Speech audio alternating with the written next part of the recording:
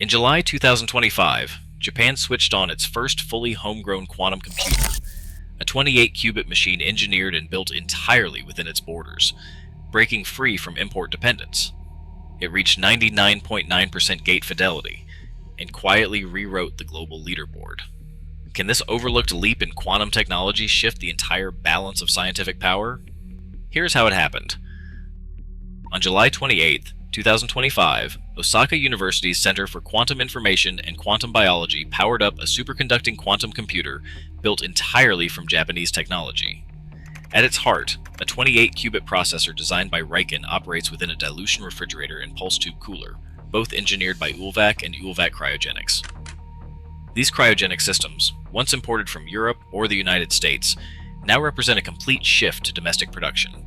Every component, magnetic shielding, filters, low-noise amplifiers, and precision cabling was sourced and assembled within Japan. The machine's performance stands out.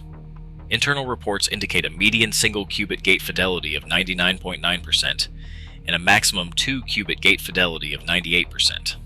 For researchers like Dr. Hiroshi Tanaka at QIQB, the pride is tangible, not just in matching global standards, but in proving that Japan can build, operate, and scale quantum hardware with no reliance on foreign supply chains.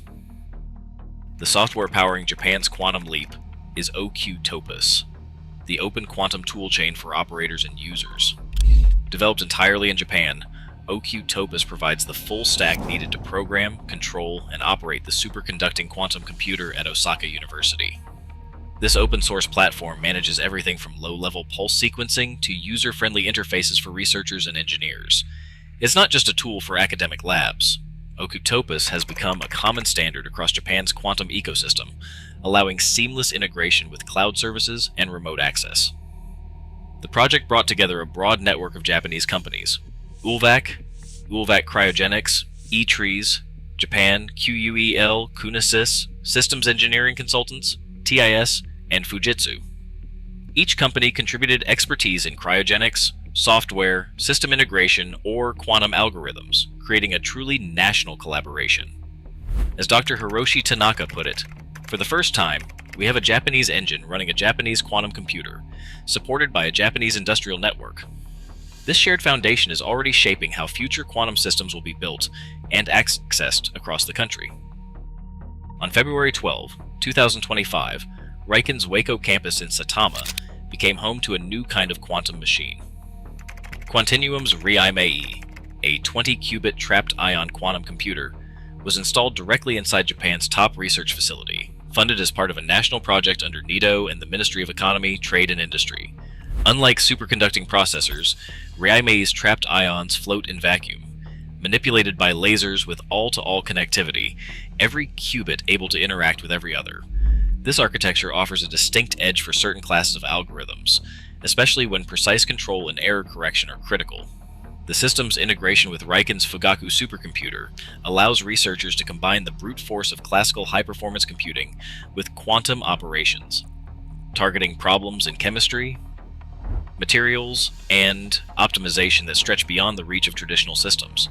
Dr. Yuki Sato, one of the project's leads, describes this as a bridge between two worlds. We're not just adding quantum to our toolbox, we're learning to blend it with the best classical resources Japan can offer. Just days after RIME's installation, another milestone arrived in Kobe. On June 23, 2025, IBM and Riken unveiled the first IBM Quantum System 2 ever deployed outside the United States. This system, powered by IBM's Heron processor, brought 156 superconducting qubits into the heart of Japan's computational research. Heron's 2-qubit gate error rate, reported at just 3 × 10⁻³ with best-case performance reaching 1 × 10⁻³, sharply reduces the risk of calculation errors that have long limited quantum experiments.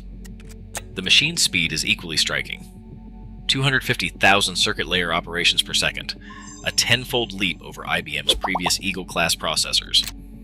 Engineers at Riken and IBM are now able to link Heron directly with Fugaku, Japan's flagship supercomputer, through a high-speed network designed for parallel workloads and rapid feedback between quantum and classical instructions.